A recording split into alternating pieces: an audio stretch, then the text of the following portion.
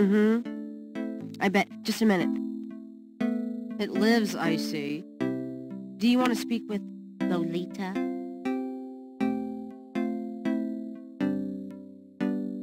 I'm sorry, but Gabriel is allowed. Oh, I mean, he's out. Yeah, if he ever comes back, I'll tell him. You know, you could do better. I know I don't know you, but you could do better. Sure. Bye-bye. Good morning. The phone's been ringing off the hook all morning. Let me know when you want your messages. Yeah. Gee, you're lively. Did you have another nightmare last night? Sort of. Mm-hmm. I told you it's that voodoo book you're researching. That stuff can seriously screw up your karma. I'm sure that's it. Maybe I should write a horror novel on passive resistance instead. So don't sleep. It's your body. Anyway, your handheld tape recorder came today. Really? Great. I can't wait to see what human rights you violate with this one. I can't wait to violate them. For example, if you would just let me... And I located some local voodoo references for you. Dixieland Drugstore and the Historical Museum of Voodoo. Both are right here in French Quarter. How would I ever manage without you? You? Give me a break. The devil himself couldn't change you. Well, if the devil had great legs, perhaps, like yours. And a riveting personality, I'm sure. Well, if you need any more research done, just ask. It's not as though we're swamped with customers.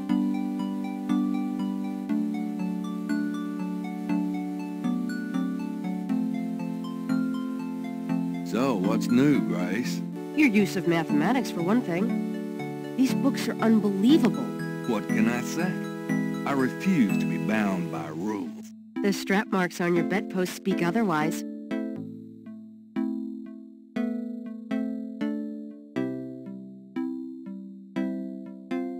Got a minute, Grace?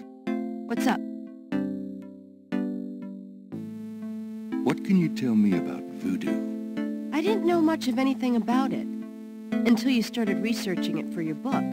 Now I know that it's active in the city. There's that shop and museum. It can clearly be dangerous in the wrong hands.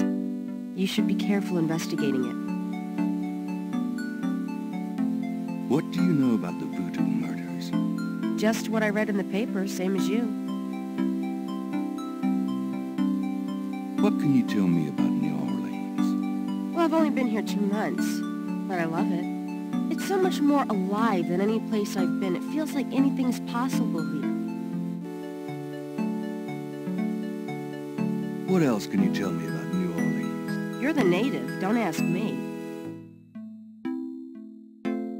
Tell me about yourself, Grace. Yeah, right, Knight. I mean it. What do you want to know? How come we haven't gone out yet? I'm still waiting around for that lobotomy. As soon as I get it, I'll let you know. How do you like working at St. George's Books? Well, it's not exactly a huge intellectual challenge. Although the math in your record books could confuse Einstein. Still, I love old books, and it's a nice way to pay the bills while I explore the city for a summer. If you ever pay me, that is. What do you do after work? Well, I either go to my oil painting class or my Tai Chi. You know that. You know, you can go overboard with this improving yourself stuff. You don't want to alienate us mere mortals. I suppose I should just allow my mind and body to atrophy. Works for me. How old are you? Old enough to know about men like you. Just tell me anything at all. I just got my master's in history and classics. My folks wanted me to go on right away for my PhD, but 18 years of school was enough. I needed a break. Just tell me anything at all. I came to New Orleans because I'd read so much about it, and I thought, spending a few months here would clear my head. Just tell me anything at all. I've always wanted to do something really adventurous, Something real life. I'm sick of libraries and lecture halls. Just tell me anything at all. My folks are traditional Japanese. I don't even remember Japan myself. I was 3 when we came to the States. Just tell me anything at all. I've been studying Tai Chi for 10 years. It's a very spiritual discipline. I'm sure discipline of any sort isn't something that would appeal to you, Gabriel. Nothing, I guess. Never mind. Suit yourself.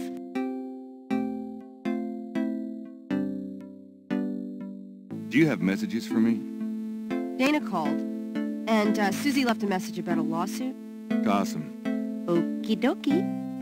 There's more when you want 'em. Do you have more messages for me? Your grandmother called. I keep meaning to get over there. What did she say? Did she sound good?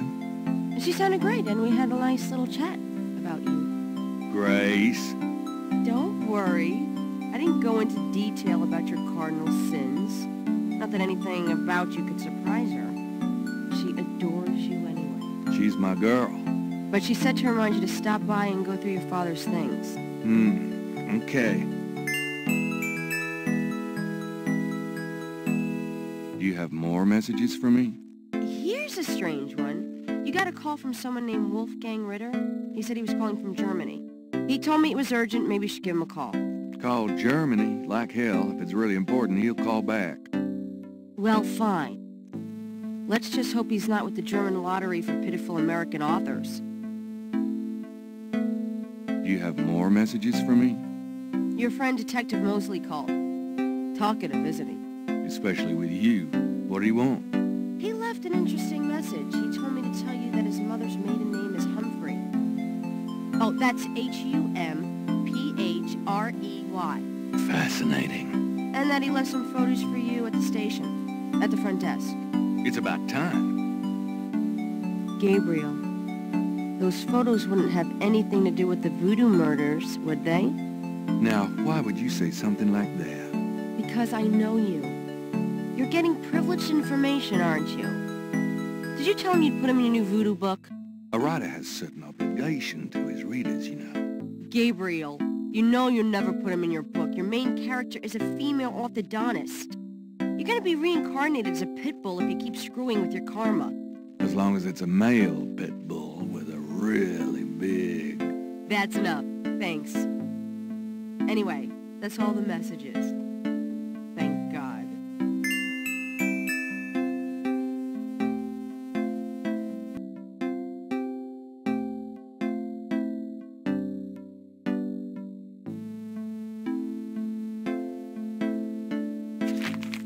Times-Picayune, dated June 18, 1993. The front page has an article about the voodoo murders. The article says that the victims are all identified as members of the underworld. The general public of New Orleans is in no danger. Police claim the so-called voodoo trappings found at the crime scenes are fake, a scare tactic, and that the murders are not associated with any genuine practitioners. Gabriel also scans the Aquarius horoscope for the day. Potential storms ahead. Proceed with caution and do not get involved with anything new at this time. Right.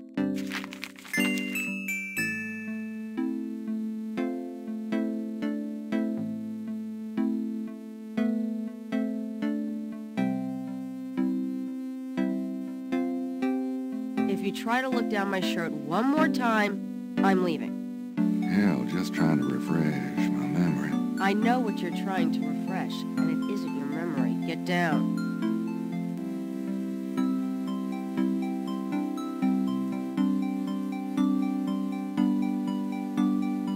The top shelf contained books on animals, including snakes and other reptiles.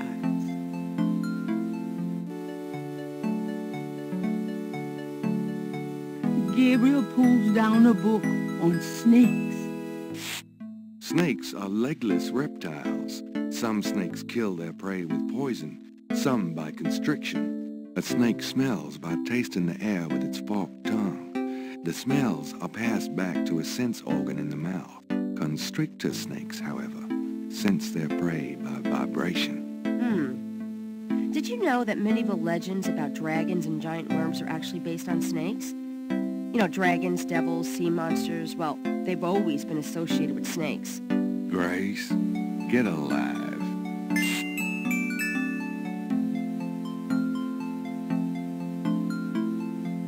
The top shelf contains a set of German books that once belonged to Gabriel's grandfather.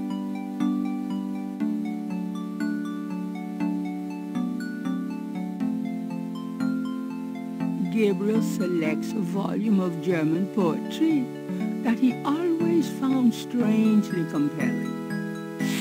Drei Drachen kriechen in meinen Schlaf. Die Ziele wollen sie lebendig zum Fraß. Feurigen Atems, gespaltener Zunge, genießen sie jedes Mal. That's nice. Kinda creepy, though. Who's the author? Heinz Ritter. I'm not sure what it says, but I get the feeling the guy was one sick puppy.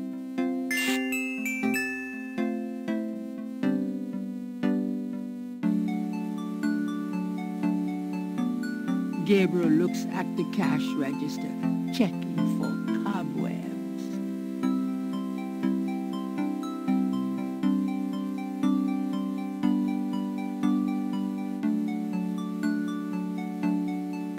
Gabriel opens the cash register to examine the tape, or in the case of St. George books, the mistake. The cash register contains about $20 in small bills and change. It's a gift certificate left over from yet another dismal failure of a promotion.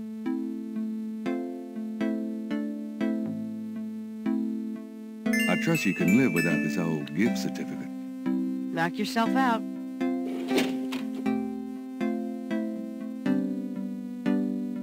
Three snakes in a skull. Gabriel's father painted it. What a wacky, offbeat kind of guy Daddy was.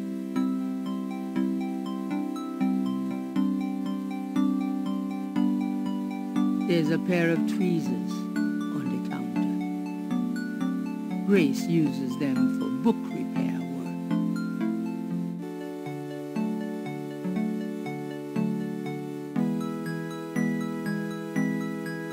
I'm gonna take the tweezers for a bit. Good. You're beginning to look a little scruffy.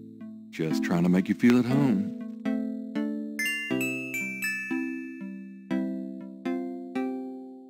The magnifying glass is a handy item for reading old manuscripts or the fine print on Gabriel's lease.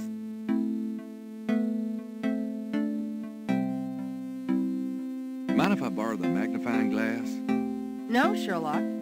Just bring it back when we get the next estate shipment. No problem.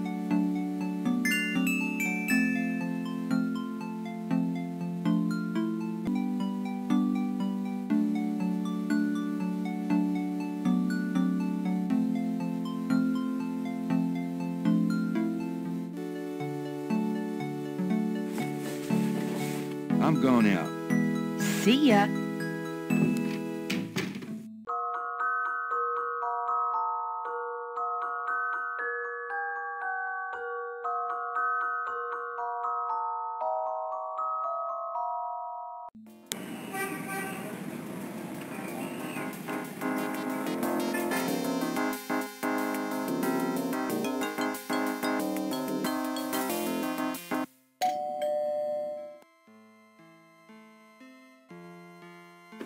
Gabriel, I'm so glad you stopped by. Sorry it's been a while, Grandma. Not at all. Give us a kiss. Now come and sit down. Tell me how you're doing.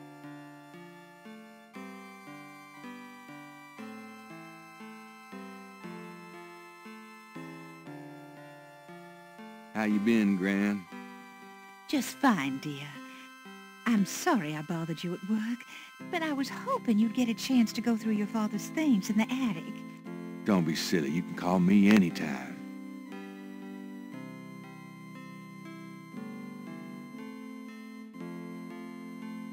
Can we talk, Gran? Of course, my boy. How can I help?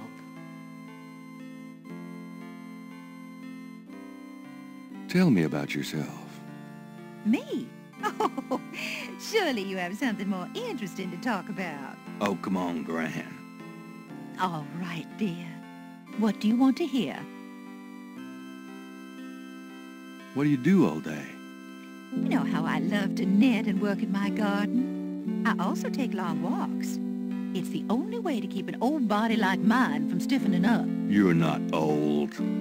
Oh, don't be foolish. I'm older than the hills.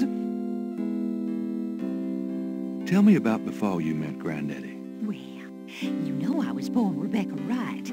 My daddy owned a lot of land outside of town.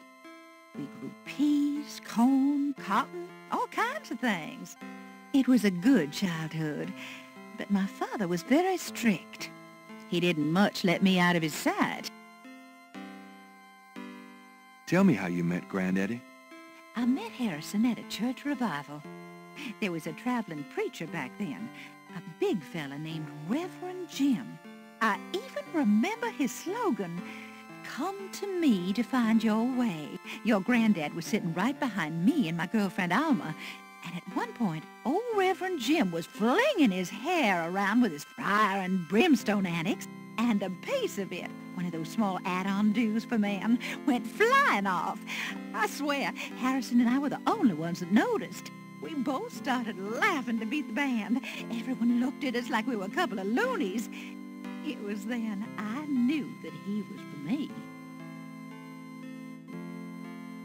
How you feeling these days? Fit as a fiddle, and don't you worry your head about it. Just tell me anything at all. I had your father when I was 22. The doctors told me I couldn't have any more after him, so I'm afraid I spoiled him rotten. Just tell me anything at all. I never loved any man but your grandfather, and I never will. Just tell me anything at all. I hate to admit it, but I was a jealous little thing when your granddad and I were younger. I loved him so ferociously, and he did attract the eyes of the ladies, whether he wanted to or not. Just tell me anything at all. I get lonely sometimes, but I have lots of girlfriends in the neighborhood. I call one of them if I'm feeling blue. Just tell me anything at all. I wish you'd settle down and give me a great-grandchild. Oh, Gran. Oh, nothing, never mind. All right, dear.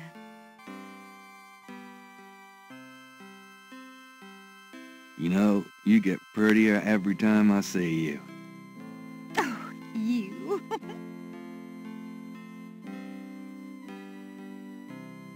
Tell me about our family.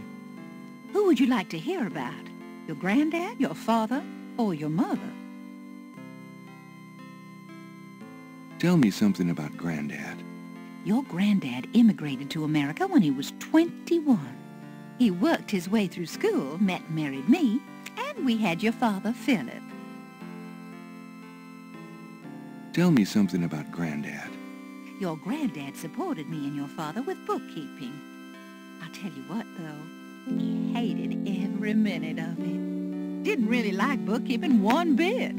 Maybe that was why he had the worst luck with jobs. The nights he'd come home afraid to tell me he'd lost another. And I would tell him it didn't matter to me, but he felt ashamed, Gabriel.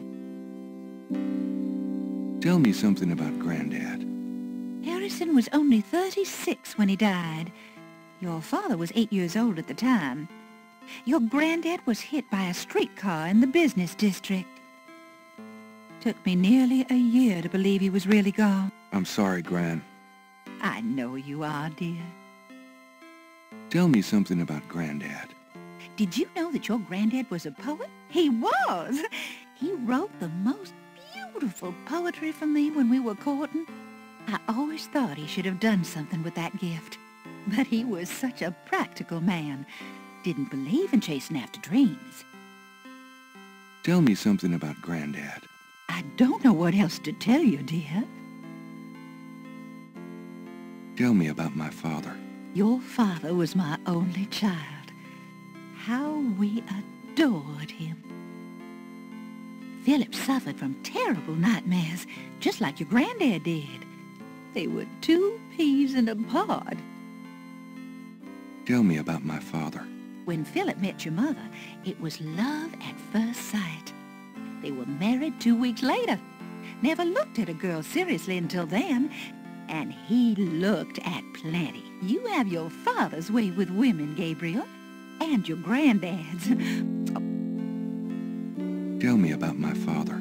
I wanted to just lay down and die when he and your mother were killed in that car crash when you were only 8. It was the thought of taking care of you that kept me going, Gabriel. The police say your father swerved off the road after being frightened by something. Perhaps a deer in the road or a wild cat.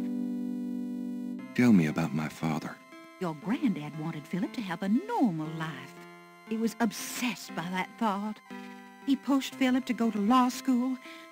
Philip was driven to art. He painted almost in a daze. He would get so inside himself when he worked. Tell me about my father.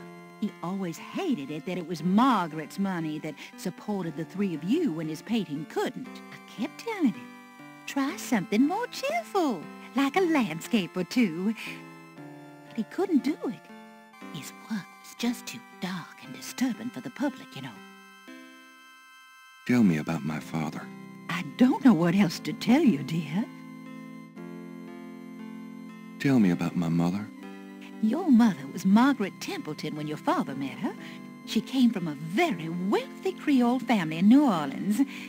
She was beautiful and reckless.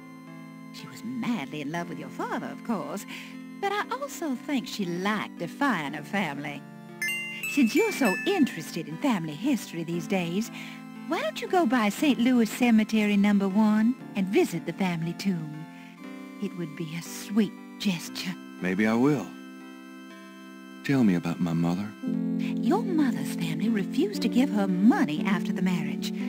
All she had left was a modest trust fund from a great aunt who happened to like Philip. The remainder of your mother's trust fund became yours when she died.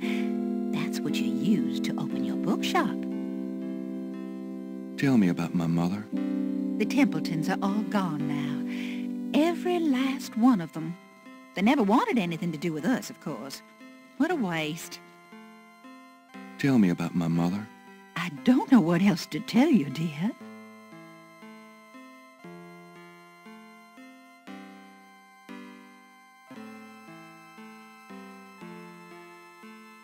I'm going to go up to the attic, Gran. Be careful of the dust.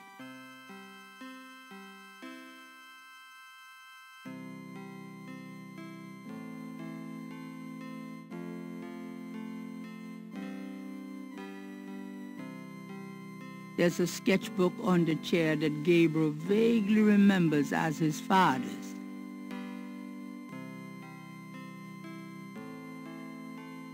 I think I'll take Daddy's sketchbook with me.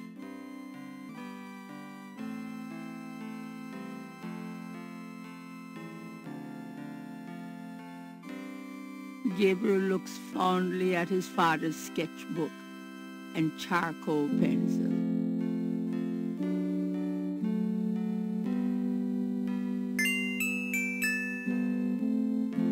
Images haunt the pages of Philip Knight's sketchbook, the way they must have haunted his mind. The images touch a deep chord in Gabriel.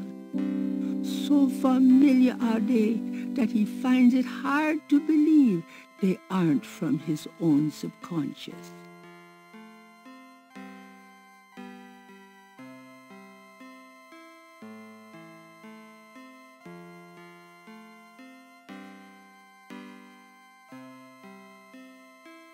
An elaborate mechanical clock, probably of German origin, is among the discarded treasures of the attic.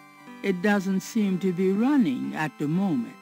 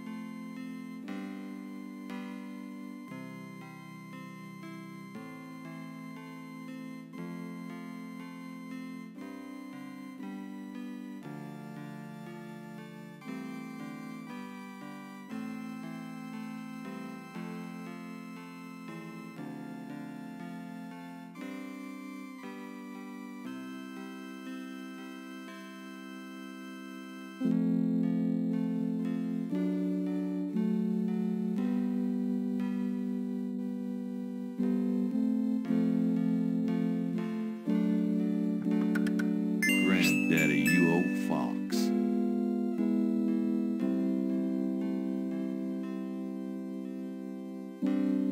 The photo, probably at least 50 years old, shows two young men standing with an older man outside a castle. I wonder who they are.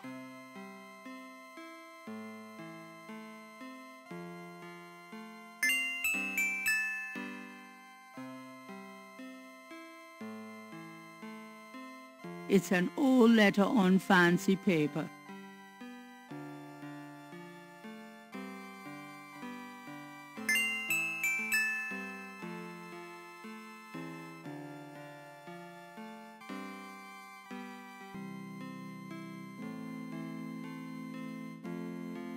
The old photographs show Gabriel's grandfather with two other men that Gabriel has not identified.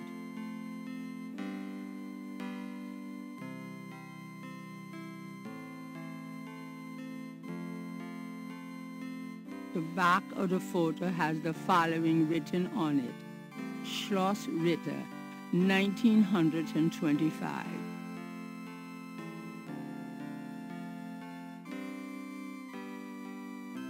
The letter is addressed to Heinz Ritter, whoever that is.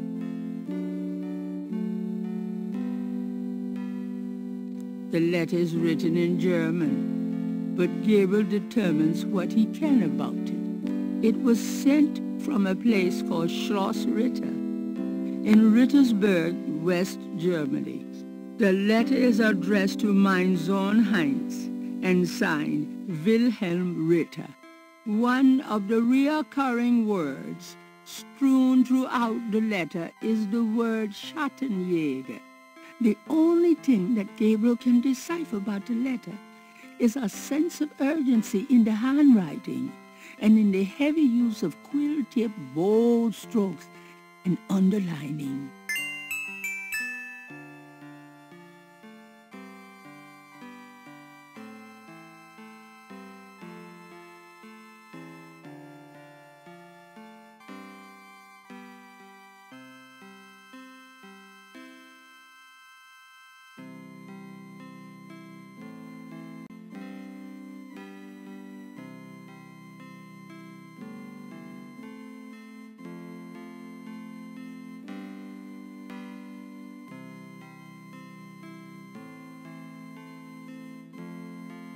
That's it. Take a load off, hon. Can we talk, Gran? Of course, my boy. How can I help?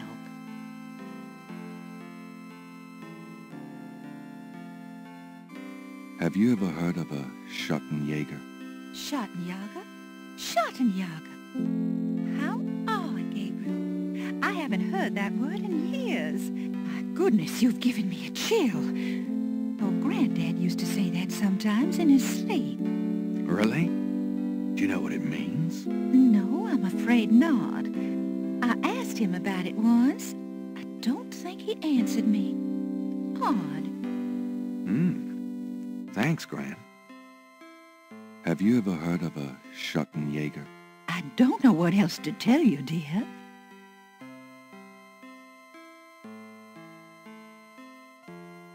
Do you know anyone named Heinz Ritter? Heinz Ritter? Oh, Gabriel, where did you hear that name? I found a letter in Granddaddy's clock. I promised I'd never tell you or your father, but I suppose it doesn't matter now. Tell me, Gran. Your granddad's name was Heinz Ritter before he came to America. He changed it to Harrison Knight legally when he arrived. Why did Granddad change his name? I don't know. I tried to ask him about his family, his life before America, but he didn't want to talk about it. He never even told me about his name change. I found out one day when I saw his passport in a drawer. Since he obviously found it painful, I never questioned him about it. But I'm sure it wasn't trouble with the law. Your granddad was the best man I ever knew. Didn't Granddad ever say anything about his past or his family? Only that his family was crazy, and that he never wanted to see them again. He believed in some family curse, thought that he could spare Philip and Philip's children from what he called old nightmares. Whatever Harrison wanted to spare you, though, it cost him plenty. He never did sleep well, and he would often get a far-away, guilty look in his eyes. He was wrestling with something he thought he should be doing, someplace he thought he ought to be. I don't know how he could think that he should be anywhere but with me and our child. It's a terrible way to live. Do you know anything else about Heinz Ritter? I've told you all I know about your granddad's past. You know, you get prettier every time I see you. Oh, you.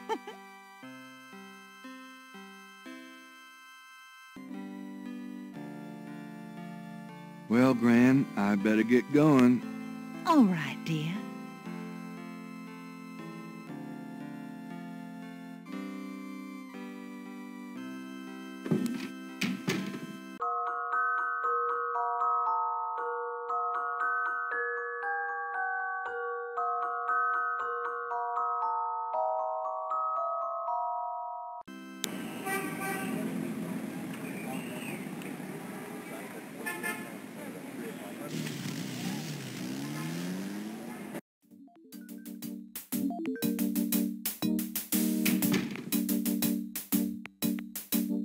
The desk sergeant looked like a poster boy for heart disease. 30 extra pounds between his armpits and his belt, and a complexion the consistency of grey oatmeal. In other words, a typical product of good southern cooking.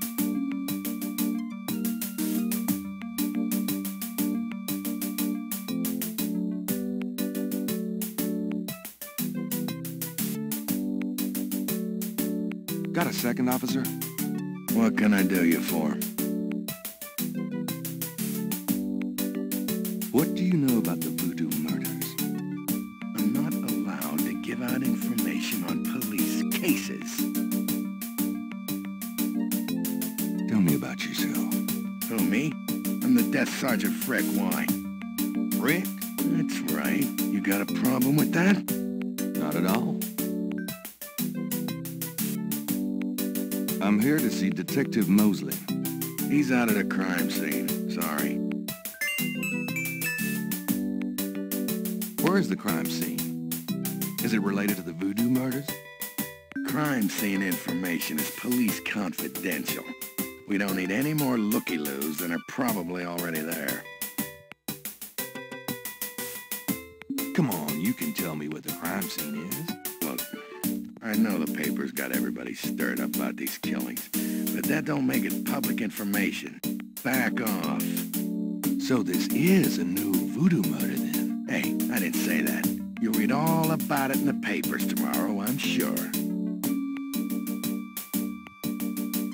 About Detective Mosley. I told you he's not here. I was supposed to pick up some photos from Detective Mosley at the front desk. Is that right? And who are you? My My name is Knight. Gabriel Knight. Yeah, I got something for you, all right.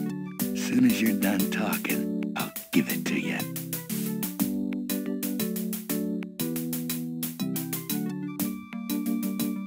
Here's that envelope for you, Gabriel Knight. Thanks.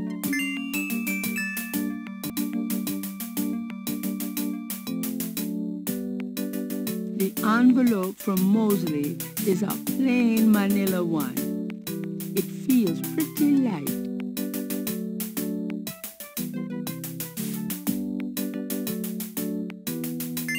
Gabriel opens the manila envelope and finds 2 photographs.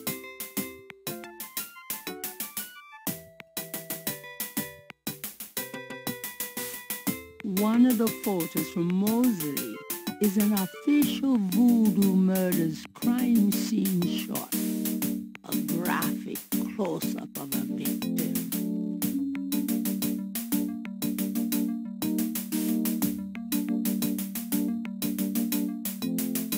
The murder photo has nothing written on it.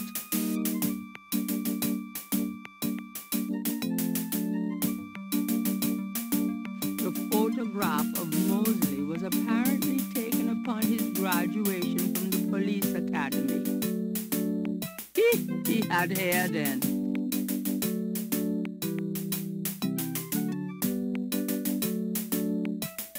The photo of Mosley reads, "Cop nerd," to Gabriel's eyes.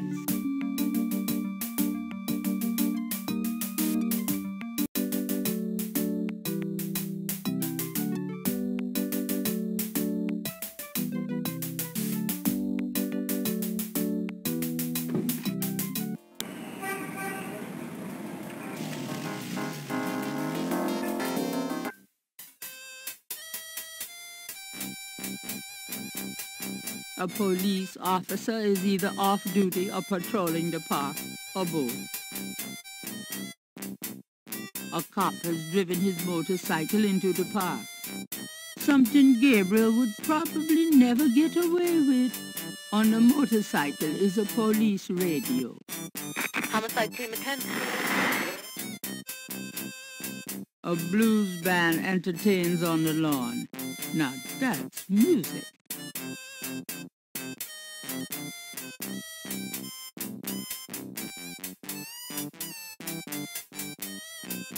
Homicide team attend.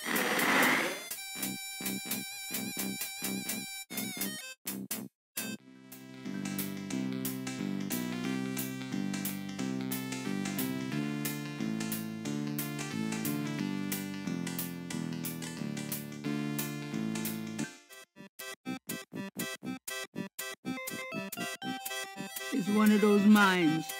Oh boy.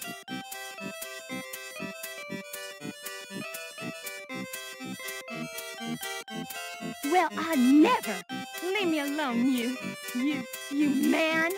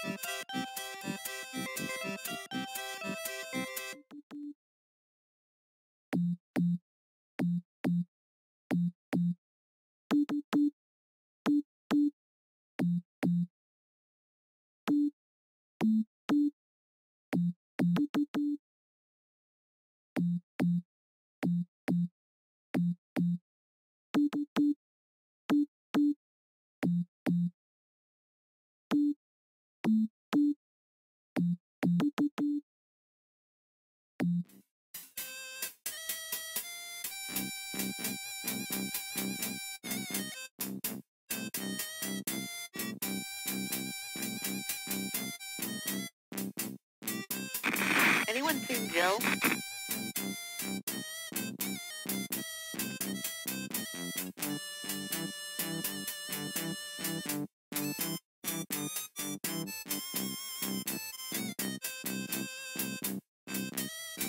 Hey, cut that out. I told you to stop that.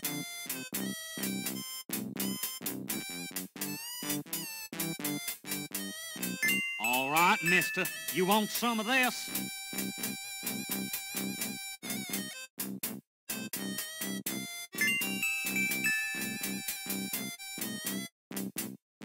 Gabriel picks up the headset and listens. Ambulance 911, have you located the crime scene? They've radioed for you 3 times. Ma'am, did you say it was north of the Lake Retreat Country Club? South, Lakeside Drive north of Piedmont Pier, south of the country club. Man, I don't know if it's the clouds out here today or what. Good thing this guy's already dead. Everyone's having trouble. Must have been hallucinogens in the coffee this morning.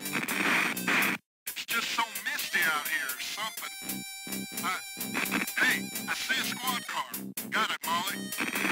Thank God. Have a good one, 911. Interesting. Stupid mime. Hey, you! Get away from that bike. Sorry.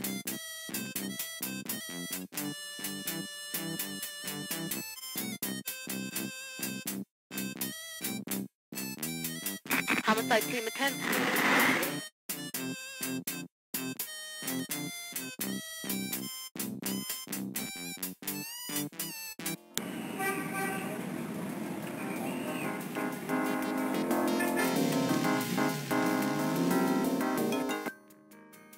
The crime scene team is still out of sight. Gabriel parks a bit out of the way and walks over to avoid adding to the general confusion.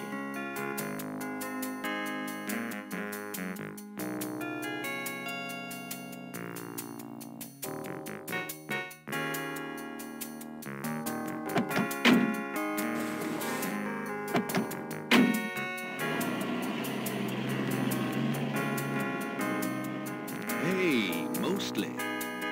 Huh? Matt, you wiener, I told you not to call me that. Feeling jumpy? Who, me? Don't be stupid. How'd you find me? Oh, I was just driving by. Well, for the book. But don't tell anyone I let you see this, huh?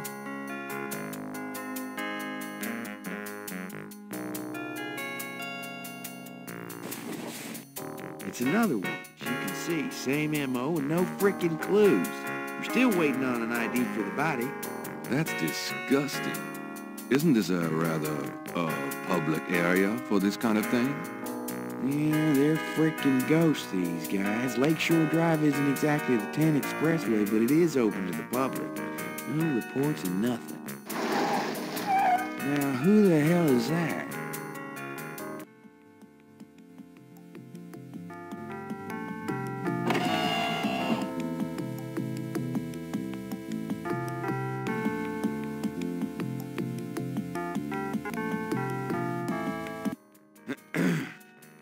Good day, Miss Getty. What's going on, officer? Detective Mosley, ma'am. We've got a little problem here, but nothing for you to be concerned about, Miss Getty. I see. Thank you, detective. And good day, gentlemen. Whoa, I'm in love. Forget it. That's Molly again. She's about as far out of your reach as the moon. Probably on her way to meet some guy with a yacht right now. Near here? The lake's a popular place for country clubs. If she's out here a lot, maybe she saw something or heard something. Man, if nobody ever sees or hears nothing, I told you. Besides, you just don't go around bothering people like her. We've about wrapped it up, sir. It's another clean sweep. Yeah, let's get the meat wagon moving then. Do you want to leave an officer here, sir? Nah, just leave the tape up for a few days. Yes, sir. If you'll excuse us, sir, we'll take him away.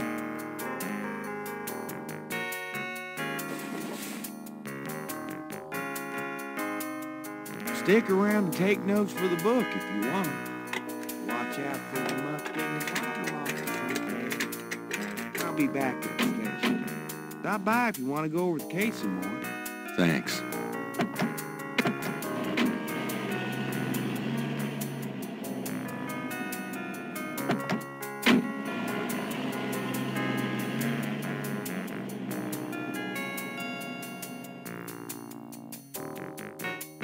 There seems to be a pattern to the lines in the sand, but if there is a pattern, it's smeared.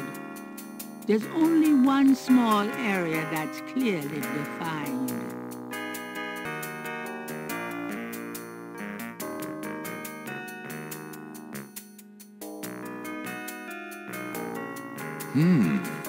Let me try to get this down.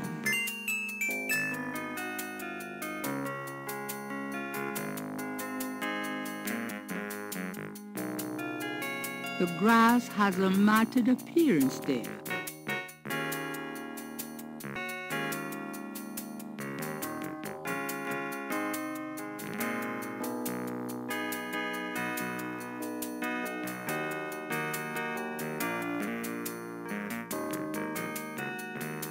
There are marks in the grass, as though some heavy wire object had been set there.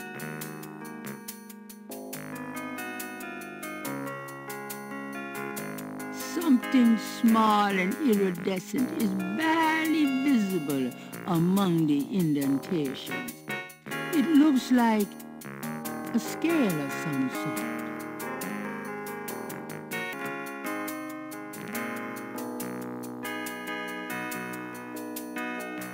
Gabriel carefully uses the tweezers to take the small iridescent scale. I think it's a snake scale, but it beats the hell out of me what kind.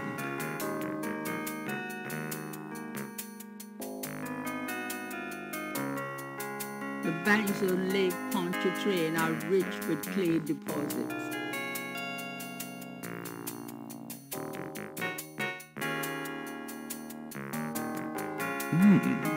Is that clay? Yuck.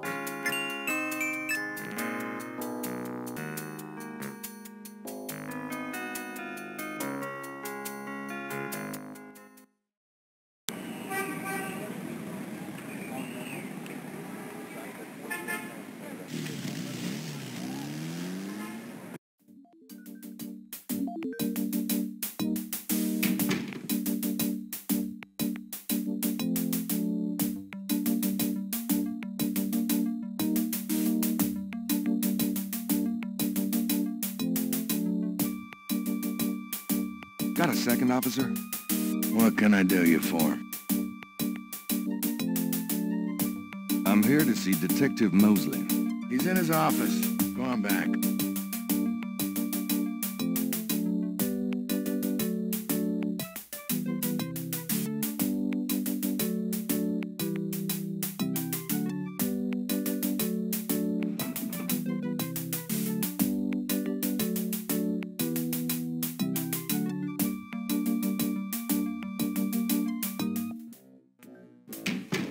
Hey. Knight, come on in.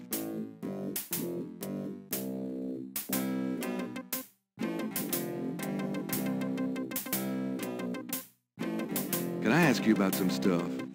You're the writer. Ask away. Do you know anything about snakes? The only thing I know about snakes is I don't like them. What's the status on the voodoo murders case? It's going. Can't seem to make any progress, though. Sluggish damn case. It's weird. Do you know anything about the patterns around the bodies? Yeah, weird, huh? All 7 victims had those little marks around. We got all the marks on file, but we haven't figured out what, if anything, they mean. Can I see the other 6 patterns? Sure. People like that kind of stuff, don't they? Might make the book seem more mysterious. Go talk to Officer Frank. Tell her I said you could see the file.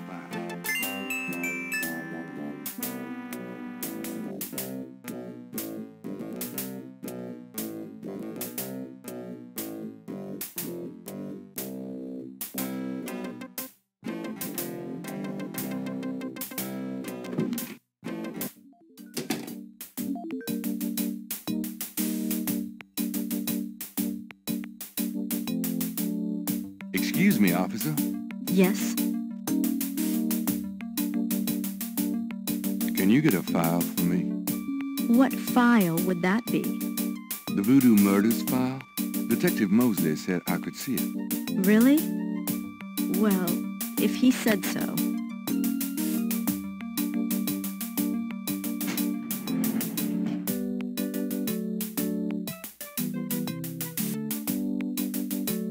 There it is. You can look at it all you want, but don't leave this area with it, okay? And no photocopies either, I'm afraid. Of course. I understand completely.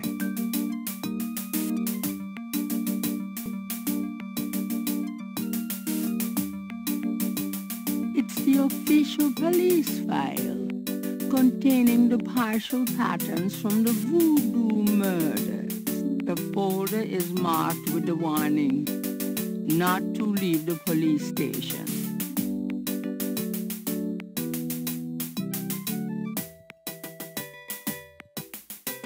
The police file contains partial patterns from the first 6 voodoo murders.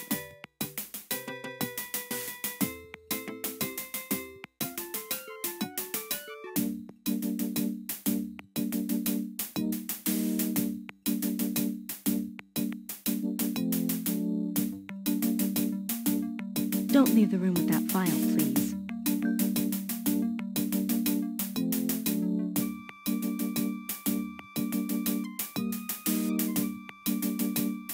Don't leave the office area with that file, please. There's a photocopy machine in the office area.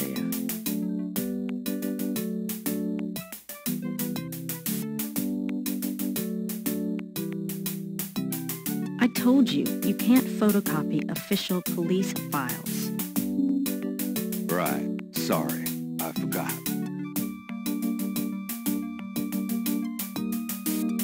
I'm done. Yeah, thanks.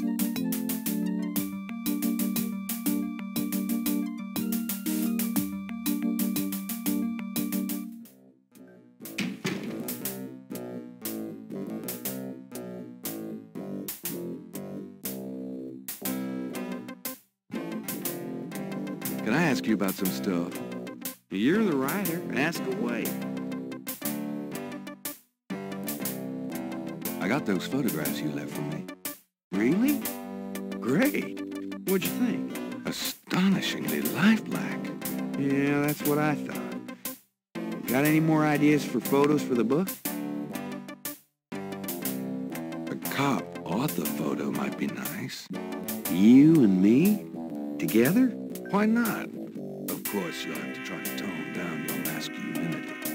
Well, okay. I'll call the police photographer.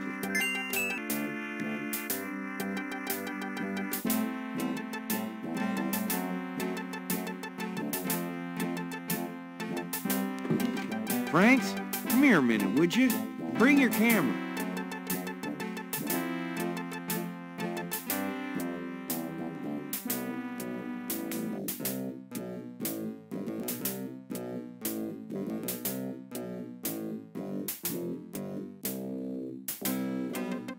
What did you need, Detective Mosley? We need a picture, please. And make it a good one, huh, sweetheart?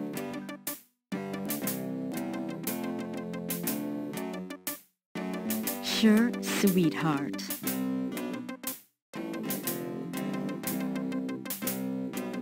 Say, chintzy. Was there anything else, Knight? Hold on a sec while I go check my hair. Good God, Knight, make it fast.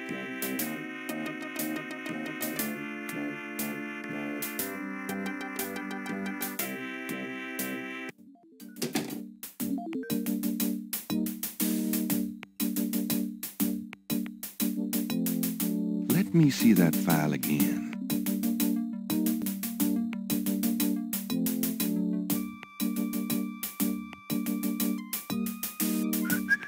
Just want to check this machine here.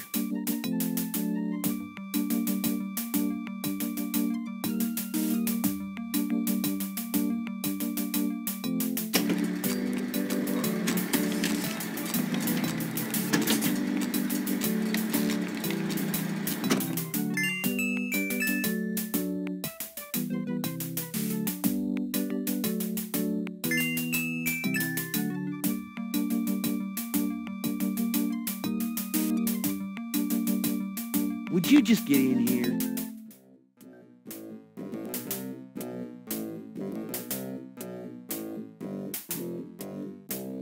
Hurry up, would you? Okay, ready. Thanks, hon. Let me know when you got it developed. The photos, that is. Yeah, sure.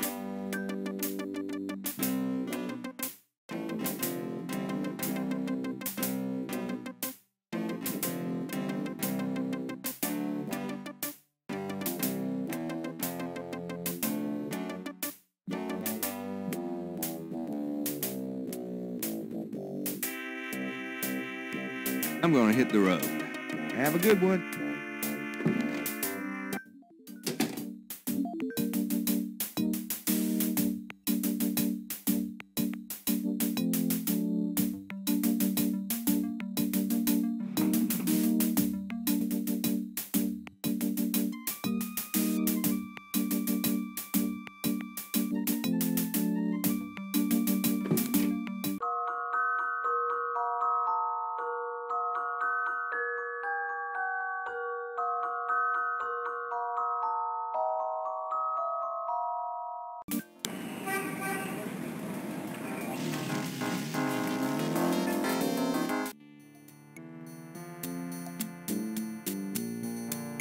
Hi.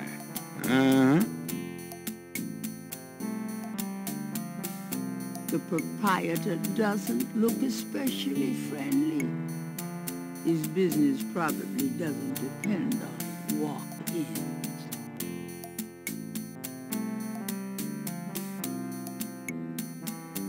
Mind if I ask you a few questions? Ask what you want, I'll answer what I want.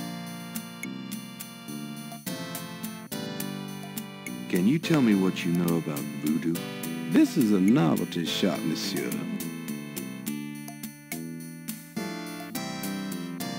What do you know about the voodoo murders? Cabri Sancour. What did you say? Nothing. Those killings have nothing to do with my shop, monsieur. What did you mean when you said Cabri Sancour? I didn't say that. You did. I heard you say it. You heard wrong, monsieur. I said no such thing.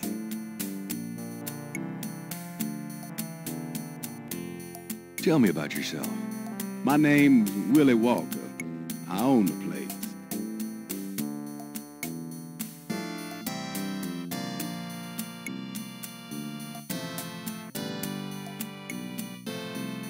The poster reads, Howard will be yours when you use Papa Legba's power-drawing incense and Master Power oil. Buy some today. It's a mannequin wearing a crocodile mask. The mask appears to be made from a real crocodile head. In this case are super concentrated fixing oils and packages of pins. A variety of cloth dolls are arranged above the shelf, each impaled with a single silver pin. The entire shelf is stocked with containers of High John the Conqueror root powder.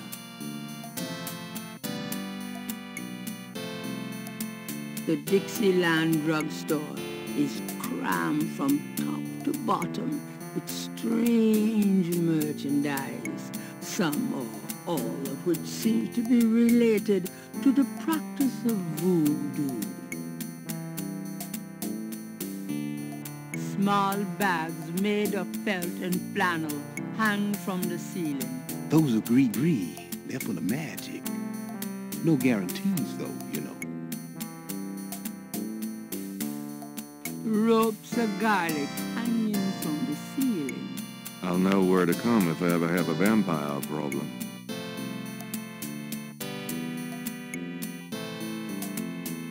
The glass jars contain a number of things Gabriel can't identify. And wouldn't want to.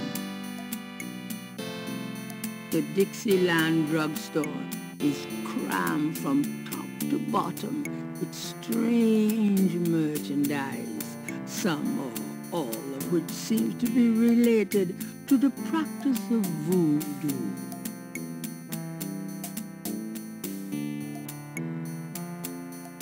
The signs say, Special Saint Jean Eve, Lagnappe, free bottle of lover come back to me oil, or master gambling oil, with every purchase over $50. Lagniappe. My French is lousy, but everyone in New Orleans knows what that means. A little something extra.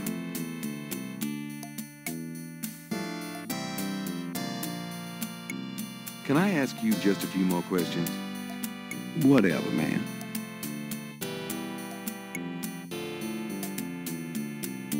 What's the significance of St. John's Eve?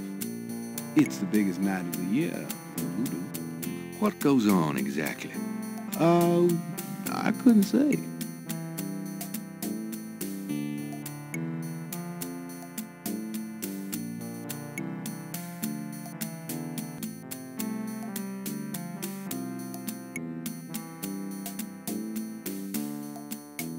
Look at the voodoo paraphernalia around the body in the photograph.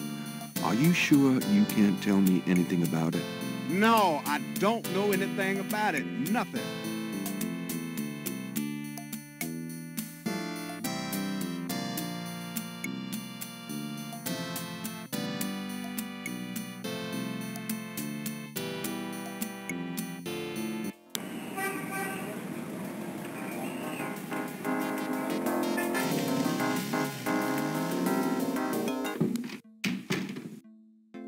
Lucy, I'm home.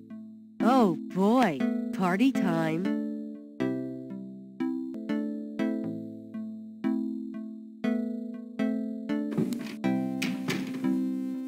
Hey, kids. Bruno. How nice. Gee, a customer. Of yours? Hardly. How's the flower business? Well, better than the used book business, I see. Rare books. That explains why I so rarely see anyone in here. Are you going to sell me that wonderful painting of yours today?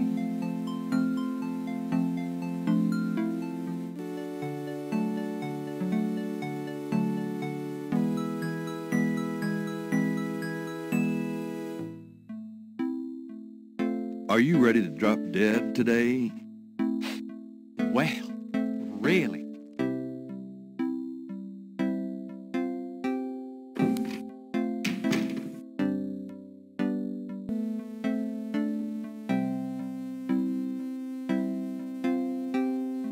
Got a minute, Grace? What's up?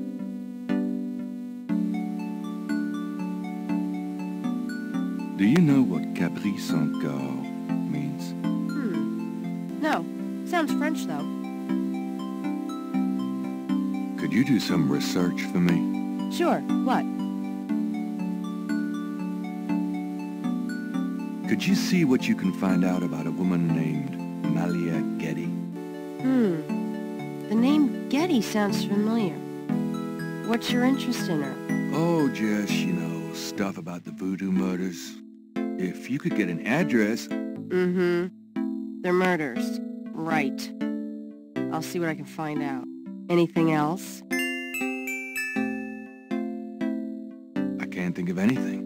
Okay. Well... it's about closing time. So it is. Good night, Gracie. Good night, Gabriel. And try not to dream, okay?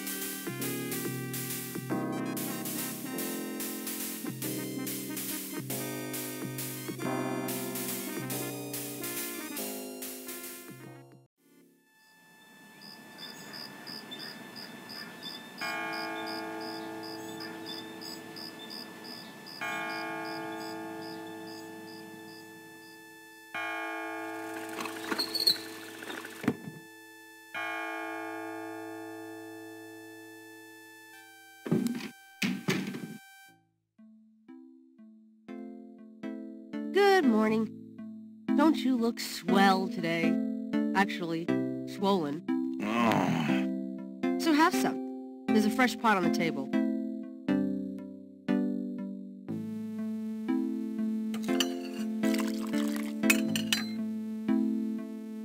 Seriously, you look like hell. Your hair is sticking straight up like a... Oh, it always does that. Never mind. Did you dream about the fire and the hang guy and that lion thing last night? Leopard, not lion. Did you get anything on Malia Getty? Well, I did get her address, but you're a little out of your league here, big fella. The Gettys own 3 local hospitals, just to name a few of their assets. They run in very high circles. Did you get an address? I got the address. I suppose this has nothing to do with the fact that Malia Getty is incredibly gorgeous. I should have known you wouldn't go for a rich, ugly socialite. And that address is... Hey! Far be it from me to postpone your total humiliation. It's 557 West Ingram. That's a garden district, a state city. That's all I wanted to know. And yes, my dear, Malia Getty is the most dangerous-looking diversion I've ever seen. Ouch! Oy, men.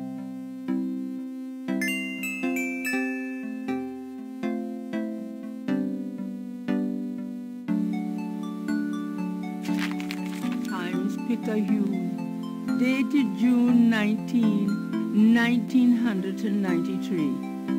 A front-page article describes the most recent of the voodoo murders. Gabriel scans it but learns not anew. The article reiterates that the voodoo aspect of the crimes is fake. Gabriel shivers. It looked real enough to him. Elsewhere, there's an article about the history of Jackson Square, called La Plaza d'Armas. Under French rule, it was used for executions, firing squads, hanging, even impalement and breaking on the wheel. Yikes! Of course, these days it's mostly a hangout for tourists, street musicians and local artists. Gabriel also scans the Aquarius horoscope for the day. Chances of a dark star rising on this day. Do not trust your instincts. I feel a dark star rising, all right.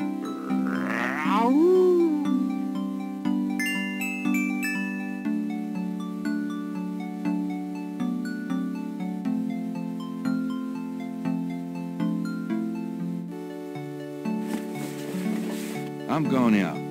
See ya.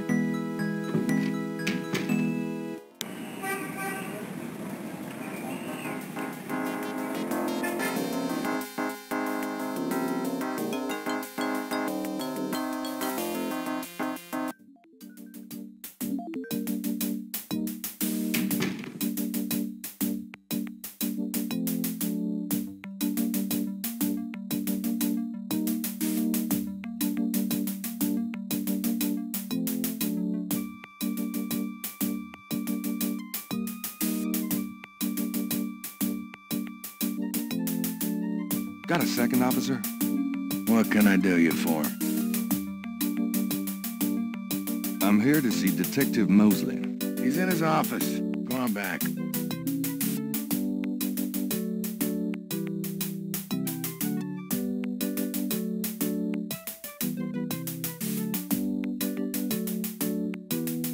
There's a temperature gauge on the wall near Mosley's office.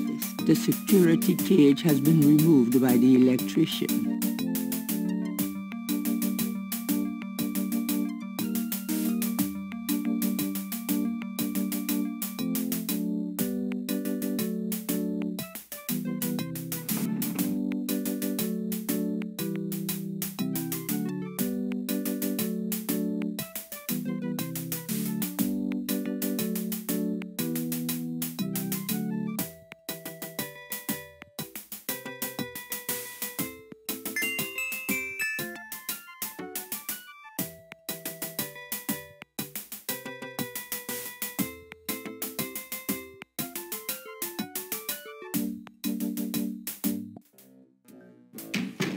Detective Mosley. Hard at work, I see. Night, I had a feeling you'd show up.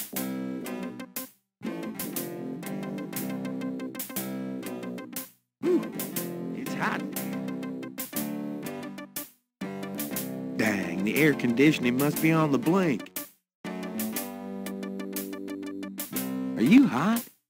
Man, I'm hot.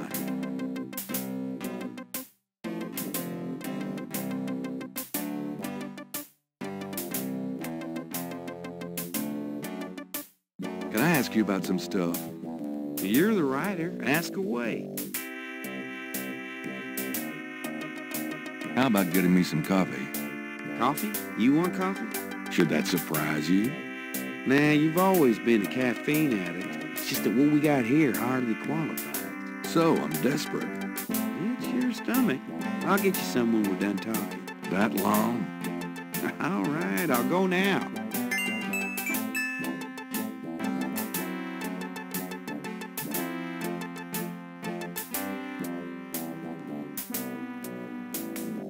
Don't touch anything while I'm gone.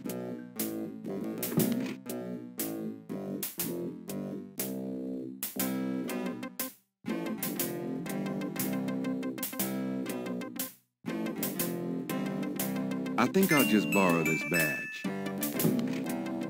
Hey, what are you doing with my coat? Nothing. I thought I saw something crawling on it. Just drink this.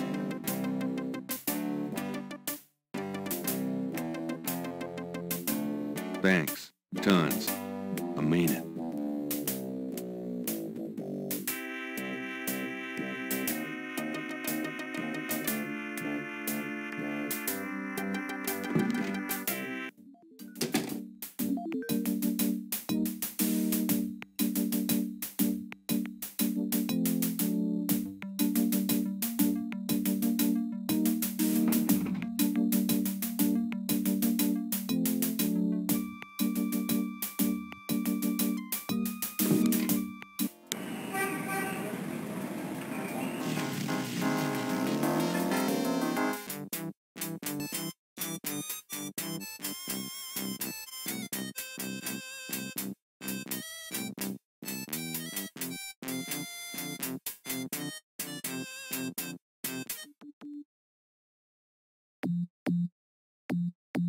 An artist is taking advantage of the fine weather.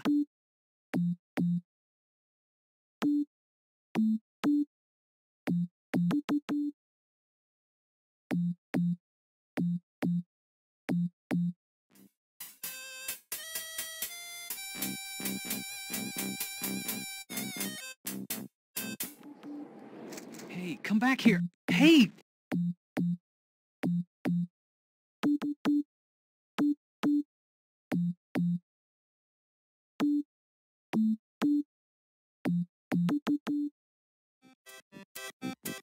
Oh, unbelievable. Rotten luck.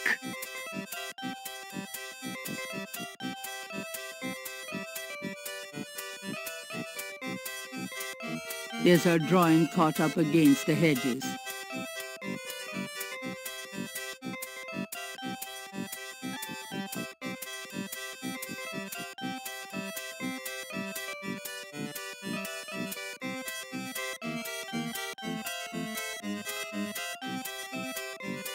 Gabriel can't reach the drawing from where he is.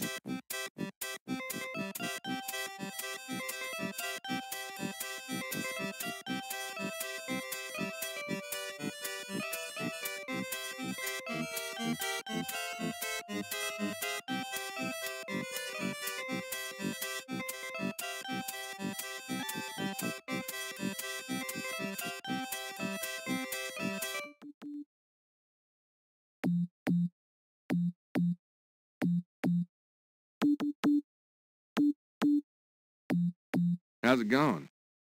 Well, life sucks. I just lost 2 days' worth of work. What you working on now? Just starting another drawing of the cathedral.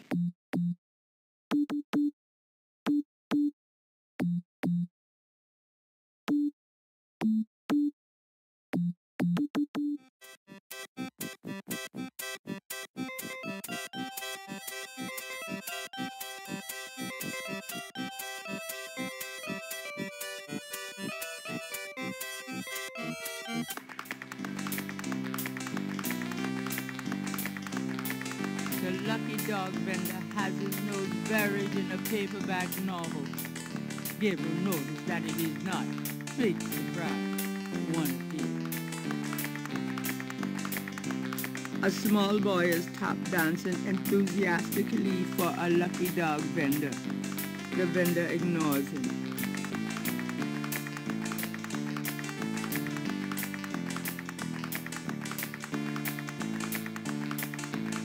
You dance pretty well for a kid. Give me some money, Dan. I don't have any. Don't block the view, mister. Could I get a lucky dog, please? Not now, I'm busy. An unambitious person? In the 90s? Ah, amazing.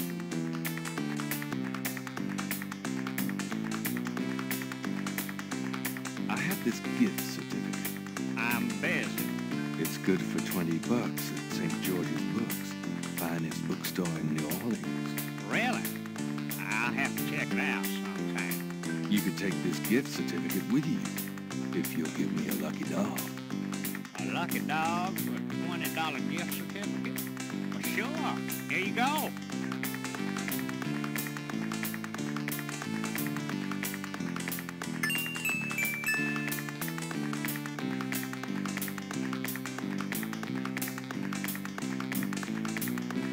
You wouldn't like a lucky dog by any chance. Would I? Thanks, mister. You got any special requests, let me know.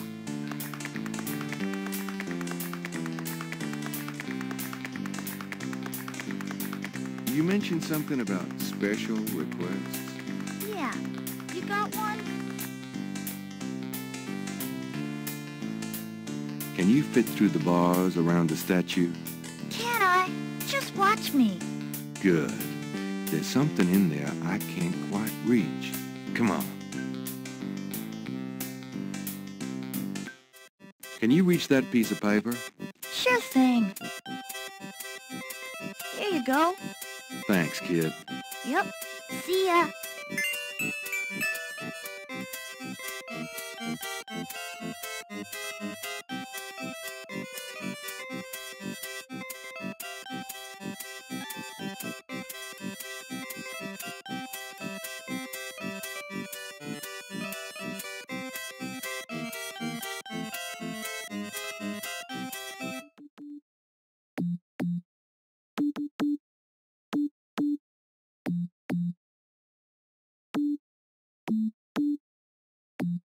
This belongs to you, doesn't it? My drawing? How'd you get it? Oh, it was a bit of a squeeze, but I hate to see you lose your work. I lost my only copy of a manuscript once. Well, you saved my butt. Let me know if I can ever do the same for you, huh?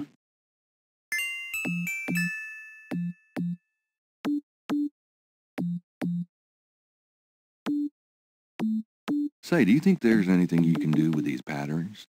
What do you need? Is there any way you can reconstruct the whole pattern from these partials? Pattern is probably circular, and there's some repetition in the elements. What is this from, anyway? You'd never believe me. Okie dokie. Well, there's... I think there's an area missing. If you could get me any more of these... I'll see what I can do.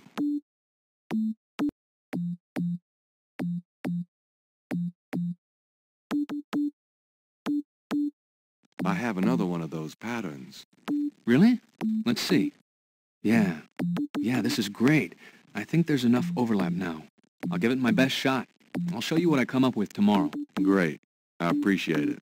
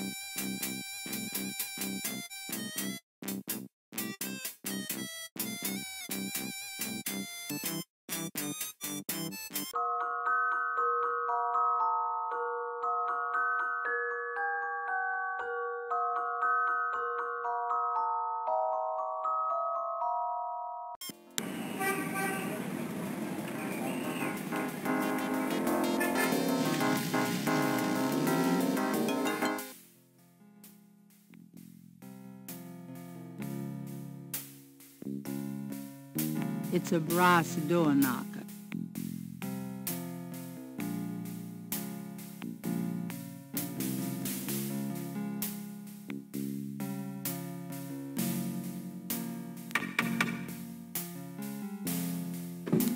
May I help you? I'd like to see Malia Getty, please. I'm sorry, but unless you have an appointment or official business, I cannot announce you.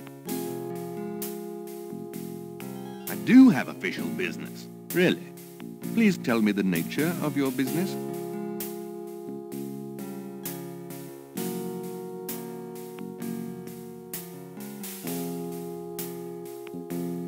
My name is Detective Mosley. I'm here on police business. Really? Interesting.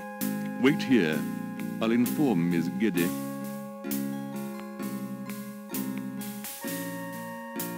Miss Getty will see you. Right this way. Miss Getty will be down shortly. Thank you.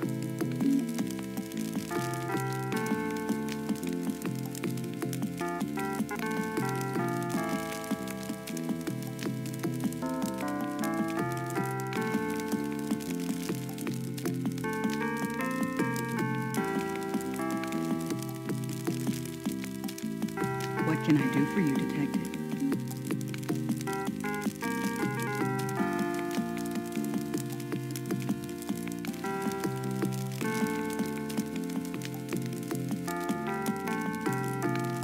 Mind if I ask you a few questions, Miss Getty? I assume that's what you're here for, Detective. What can you tell me about voodoo? Voodoo? Why would you want to know about that, Detective? It's rather silly, isn't it? There's nothing silly about the voodoo murders. But that voodoo is faked. That's what I've read in the papers. That's what the papers say, all right. But you're not convinced? No, frankly, I'm not. The police department isn't known for its imagination. Oh. Well, I can see that your imagination is considerable. Are you sure you can't tell me anything about voodoo? I really don't know much about it. Isn't there some place in town that you can find out about that sort of thing? A museum or something? I believe there is a museum. Then maybe you should check there. Can you tell me anything about what happened out at the lake? I wish I could, but I've never seen or heard anything unusual at the lake, and I do spend quite a bit of time out there. Excuse me, but your eyes are really distracting. I don't think I've ever seen a color quite like that. Brownish gold. It's so deep, rich. Man, if I could bottle that, I'd make a fortune. Thank you, Detective. That's an interesting observation, though probably not relevant to your case. A good detective never knows what might be relevant, Miss Getty. Then you must be truly exceptional at your job. I think this has gone on long enough. You're not really a detective, are you? Who, me? Well, I am on this case, Miss Getty. I saw you at the lake yesterday. I thought you must be with the police since you were there, but you don't act like a police officer. Besides, I'm rather certain that the other man said his name was Mosley. All right, you caught me. I'm not with the police. My name is Gabriel Knight. I'm a writer working with Detective Mosley on a book. Well, Mr. Knight, now that we've established who you are, perhaps you can tell me the real reason you're here. Well, I am researching the book, and I thought you might have seen or heard something at the lake. I don't like liars, Mr. Knight. Okay, you're right. I really just wanted to see you again. You can be mad at me if you want, but I swear, I've never done anything like this before. Mr. Knight, you've lied about your identity and wasted my time with meaningless questions. If it weren't vaguely flattering, I'd really be angry. You're lucky I don't call the real police. I think you should go, Mr. Knight. Malia, wait. If you just give me a chance. I've wasted enough time. I'll have Robert show you out. Robert? Mr. Knight out, please. I most certainly will. Thank you very much. I had a lovely time. Ah, shit.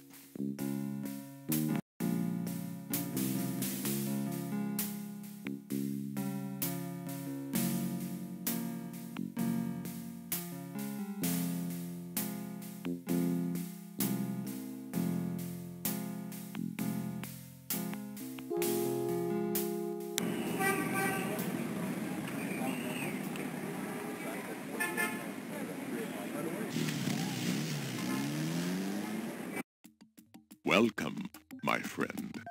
Hello? I am the proprietor, Dr. John.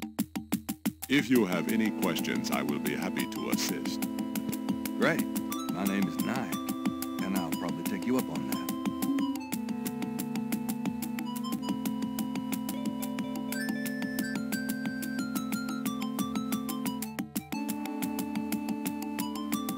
Could I ask you some questions? That is why I am here. What can you tell me about voodoo? Historical voodoo? Or the voodoo currently practiced in the city? Tell me about current voodoo. Many people think of voodoo in terms of magic spells or gree-gree. That kind of practice is actually called hoodoo, and is only a part of true voodoo. Voodoo, the religion, has a strong following in New Orleans. In fact, it is growing quite rapidly. There are several voodoo churches or temples in the city, and others all across the United States. African Americans see it as a tradition all their own.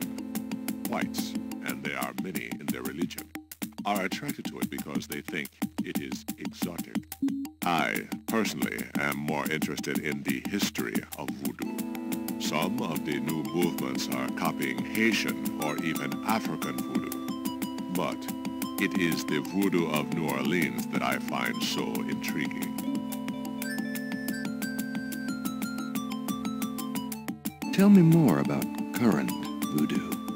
There are many voodooians in New Orleans. They often do business selling gree-gree, telling fortunes, providing luck, and occasionally misfortune. Perhaps you would like to meet a voodooan. We refer those who seek a deeper experience with voodoo to a local practitioner, Magenta Moonbeam. Sure, I'd love to meet her. She lives on the corner of Orleans and Dauphine. I will call her and tell her you might stop by. Great, thanks. Tell me more about current voodoo. You have tapped my resources. My expertise is really historical. Perhaps Ms. Moonbeam can be of further help.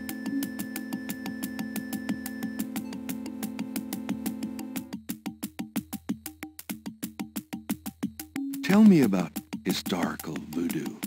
Very well. I will start at the beginning, Mr. Knight, and will go on from there at your prompting. Sounds good. As you may know, voodoo is a grassroots religion formed by the mixing together of many different African tribal religions and Anglo religions, such as Catholicism or Protestantism. In other words, it is a religion born of the African slave trade. But African slaves were imported not only by the United States, but also into the West Indies, where the French and Spanish ran plantation islands. Prior to 1803, the New Orleans area was owned by France. The French Creole in those days owned many African slaves. But the Creole did not permit their slaves to gather, giving no chance for voodoo to breed here natively. The Creole also knew enough about the corrupted pagan practices of the West Indies slaves to ban the importing of slaves from that region. So, how did voodoo come to New Orleans? After the Louisiana Purchase, American legislators relaxed regulations. Slaves were permitted to gather. The Americans also removed the ban on West Indies slaves. Around the same time, a slave revolt occurred in Santo Domingo, what is now Haiti. Between the lifting of the ban and the Haitian revolt, West Indies slaves began pouring into New Orleans. Some of them were free people of color, freed or escaped slaves. Some came with their white owners who were fleeing from the revolt. What happened when the West Indies slaves got here? They brought voodoo with them. The native slaves were more than enthusiastic about embracing it. It gave them power, Mr. Knight, if only in the form of a communal bond. Among the first meeting places were the Bayou St. John and the shore of Lake Pontchartrain. The early voodoos were heavy snake worshippers, worshipping the one they called the Great Zombie. Tell me more about historical voodoo. By 1817, the voodoo activities were beginning to cause fear among the white slaveholders. An ordinance was passed to forbid slave gatherings except in designated public areas at designated times. The time was Sunday afternoons and the place, Congo Square. The slaves and free people of color gathered to dance simulations of their voodoo dances right in sight of Creole society. Of course, they also continued to meet in private for the real thing. Tell me more about historical voodoo. There were a variety of kings and queens at first, voodoo priests and priestesses. But from about 1830, a single power emerged. This was a voodoo queen named Marie Laveau. Marie Laveau ruled voodoo in New Orleans for many years. Tell me more about historical voodoo. I've given you as much detail as I can, Mr. Knight. Look around the museum if you desire more information. Tell me more about Marie Laveau. There were actually two Marie Laveaus, mother and daughter. Most people thought they were the same woman. Her continued youth added to the mystique. The original, the mother, was also known as Widow Paris. It was she that began the empire. When the Widow Paris began to practice, there were many voodooans in the city. By 1830, she was voodoo queen of all New Orleans.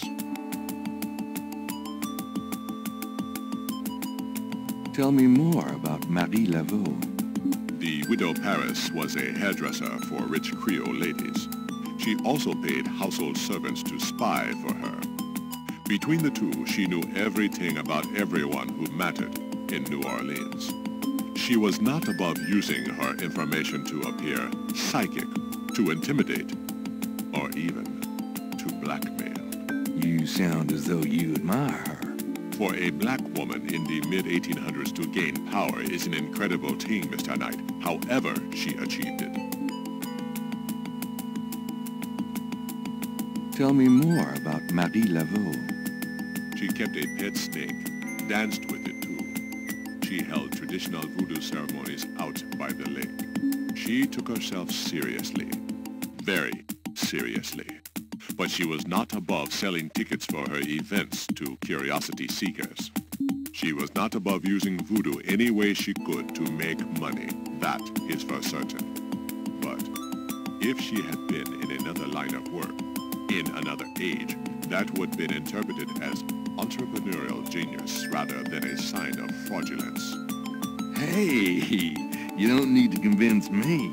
I admire anyone that can actually make a living. Tell me more about Marie Laveau. It was Marie Laveau who defined the voodoo that is truly and uniquely the voodoo of New Orleans. She invented hundreds, if not thousands of spells, potions, charms, and incantations. These form the basis of the modern practice, not to mention the folk tradition of voodoo. Tell me more about Marie Laveau.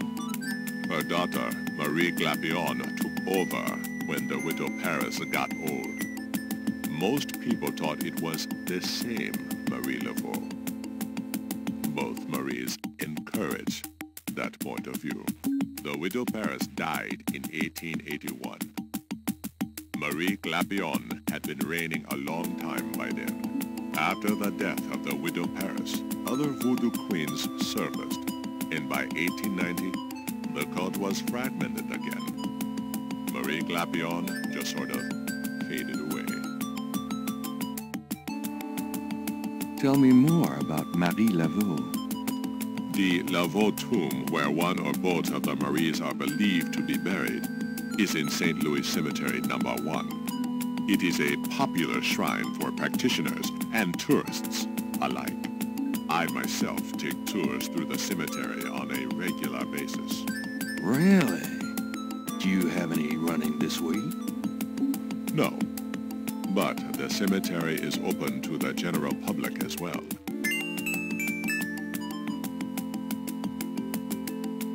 Tell me more about Marie Laveau. You have heard everything about Marie Laveau that a layman might expect to understand.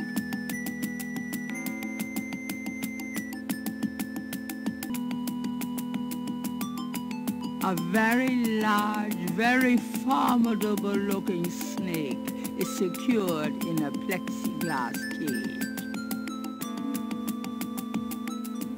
On the table is a small coffin, so small, in fact, that it would only fit an infant. Charming. It's an electrical switch.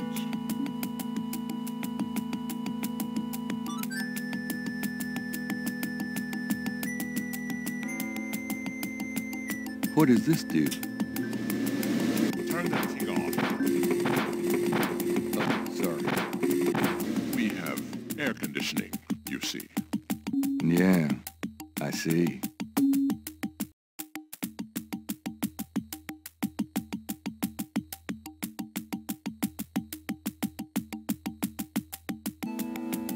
Goodbye, Dr. John. Walk carefully out there, Mr. Knight.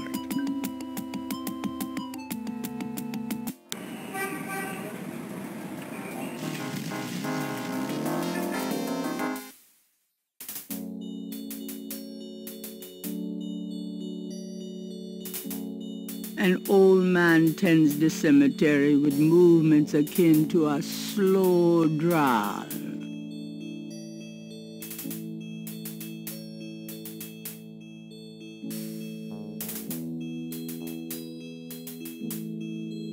Excuse me, sir?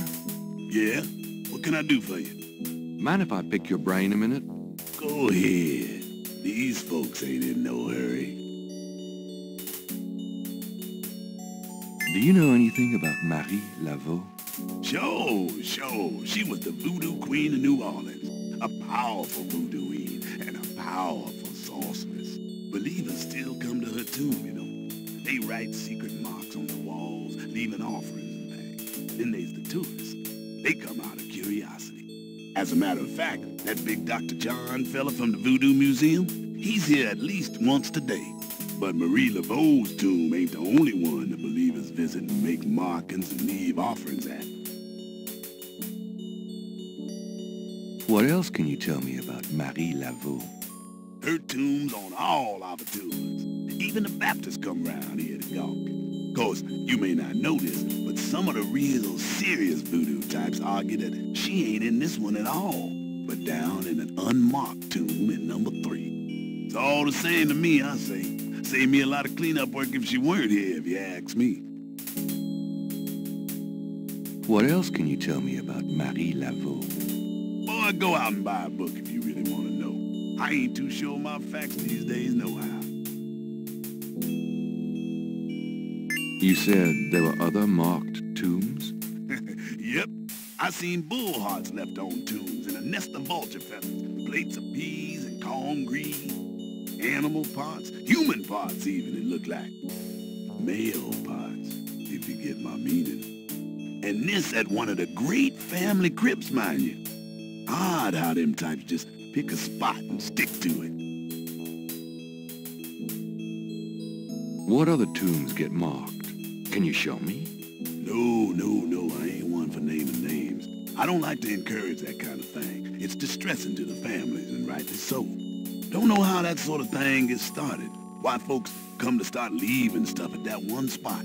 But it happens all the same.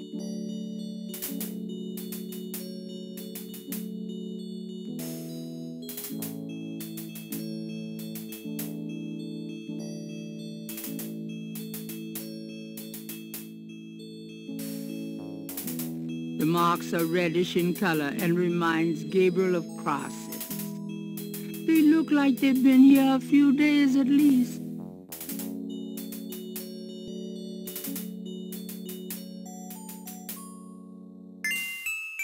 I want a copy of these strange marks.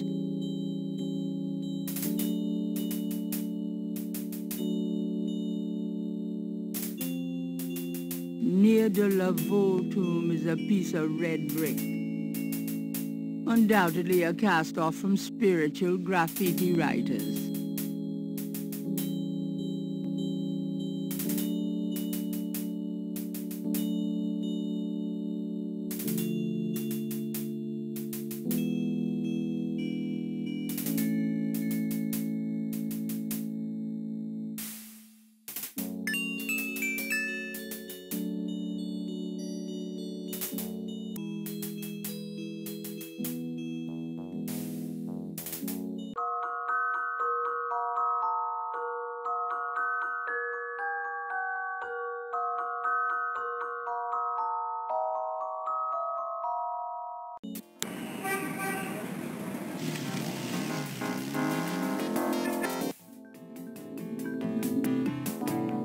Welcome, Seeker.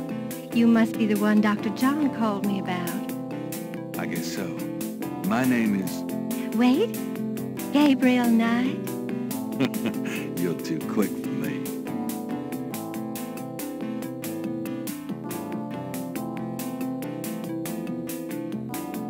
Actually, Dr. John told me.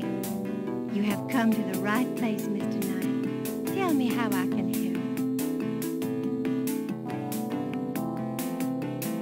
My genteel moonbeam is wrapped in gauze and silks. She looks vaguely mysterious and mysteriously vague.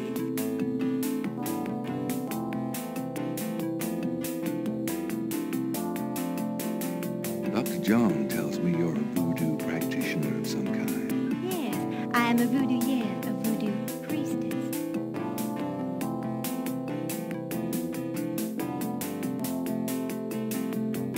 Could I ask you a few questions?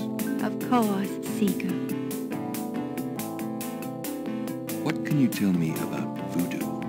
My practice is mainly selling charms and potions with magic power, such as gree-gree and voodoo oils. You know, everything from unrequited love to wandering spouses to winning a lawsuit. But my spells and charms are powerful, and they work.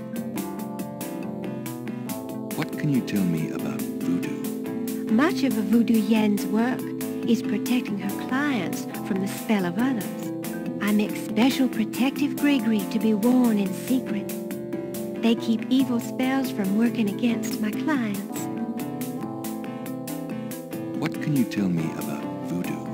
The recipes for voodoo charms have been handed down from master to apprentice for centuries. What can you tell me about voodoo? I have told you all it is proper for you to know, Monsieur Knight. What's the significance of St. John's Eve? St. John's Eve? It is the greatest night of the voodoo year. There is always a traditional conclave on St. John's Eve. Most of our voodoo churches these days hold functions in the church hall. But in the old days, they had ceremonies out in the wild, and they wore animal masks and had a huge bonfire and dancing. I used to go when I was an apprentice, sometimes in the swamp, you know, Bayou St. John, sometimes at the lake, Lake Pontchartrain. What's the significance of St. John's Eve? Special ceremonies are performed, and the Loa come to ride the faithful. What's the significance of St. John's Eve? There is no night more powerful to voodoo magic.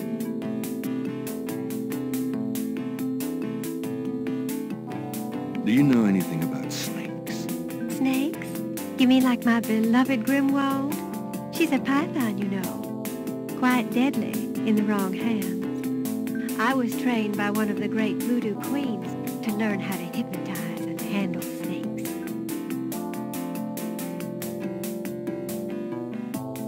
Tell me more about snakes. Oh, I wouldn't want to give away my trade secrets.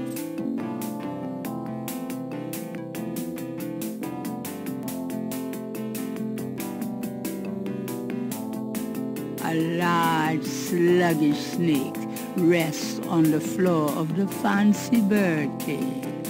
Apparently, Magenta is not a fastidious housekeeper. A shed skin shares the cage with its original owner. Could I ask you a few more questions? Certainly. About Grimwald. What about her? How about showing me how you handle Grimwald? Really? You would like to see me dance, perhaps? That would be swell. I won't make you wait, Monsieur Knight. No matter what you see, do not be frightened. I'll give it my best shot.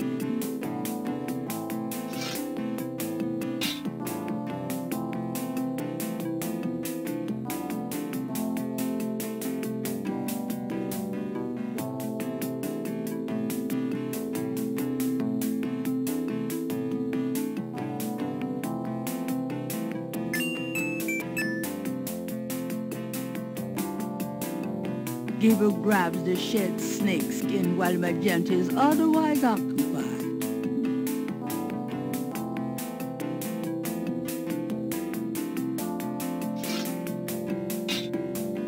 They are truly inspiring, isn't it? That's certainly one word for it.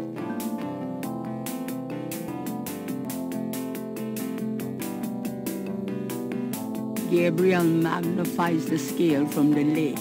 The iridescent scale is brilliantly hued with greens and purples.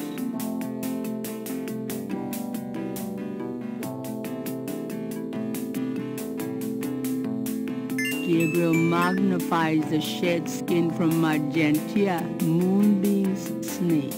The snake scales are hued brown. They don't match the scale from Lake Pontchartrain.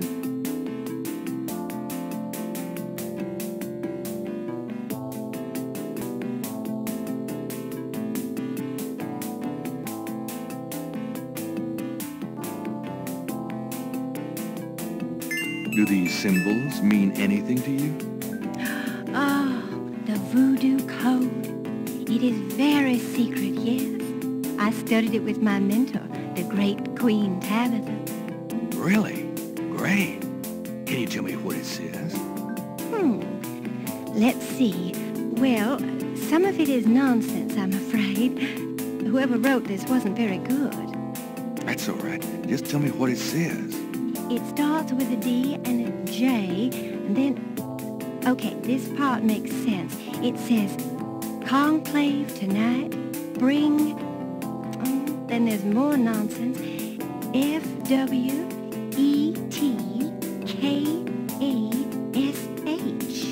That last bit might mean cash.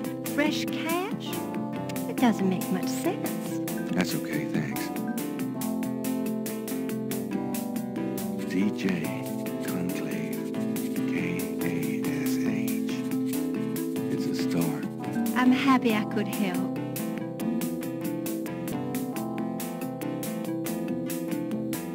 Well, I guess I'll be going now.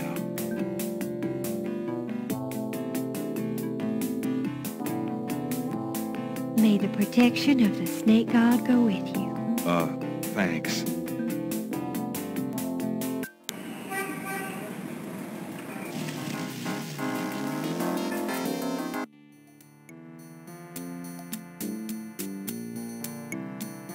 Hello. Mm-hmm.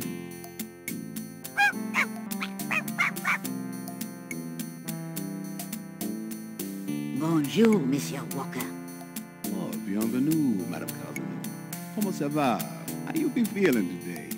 Well, I'll tell you, Mr. Walker, I'm certain someone's buried a sleep knot bag somewhere near my steps. I haven't slept a wink in weeks. Oh, don't that beat all? Well, you're gonna need some easy night candles then. Do you think that would help? I do hope you're right. I said 3 rosaries this morning for Our Lady's intervention. Rosaries are good, sure enough. But you burn those candles too, and you're gonna whip any old no-sleep gree-gree, I tell you for sure. Very well, Mr. Walker. Put them on my account and send them round to my house. Oh, and there's another thing. I didn't catch her at it, but I know Mrs. Lefebvre put stomachache powder in my tea at the last meeting of the Creole Grand Dames. Oh, I've been in misery. You put 9 pinheads up in a little box, add a pinch of graveyard dust, and put it under her front porch step. That'll turn the trick back on Mrs. Lefebvre, and she'll be the one with the bellyache. I have the pins and the dust right here if you want them. If the Blessed Virgin will grant me her protection, I'll be safe from these practitioners of evil. Oui, madame. Though it don't hurt to be proactive none neither, now does it? Naturellement, monsieur. Merci beaucoup. Mais non, madame. It is nothing. Au revoir. Au revoir, Monsieur Walker.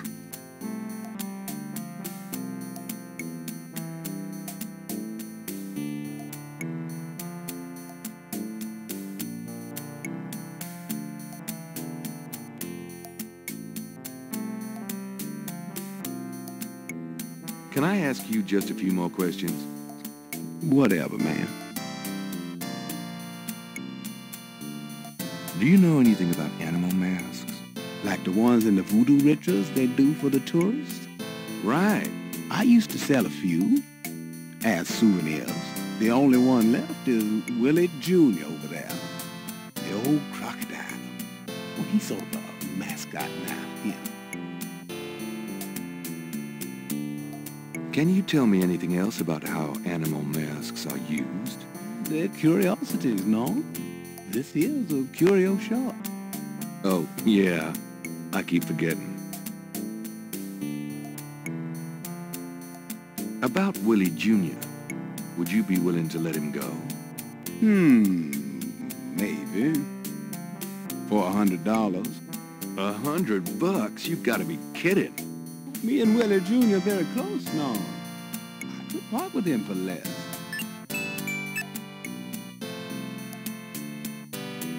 Would you take 50 for Willie Jr.? Don't insult me, monsieur. The price is $100. That customer of yours, the little old lady? Customer? The woman I saw in here. Madame Cazeneuve, you called her. I don't talk about my customers to men who come in off the street.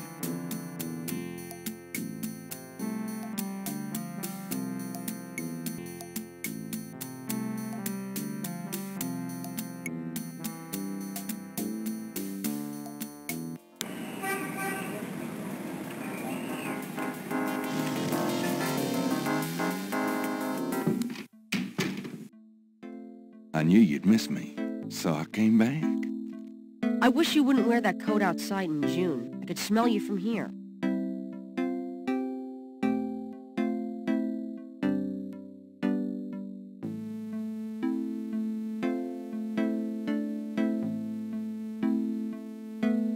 Got a minute, Grace? What's up?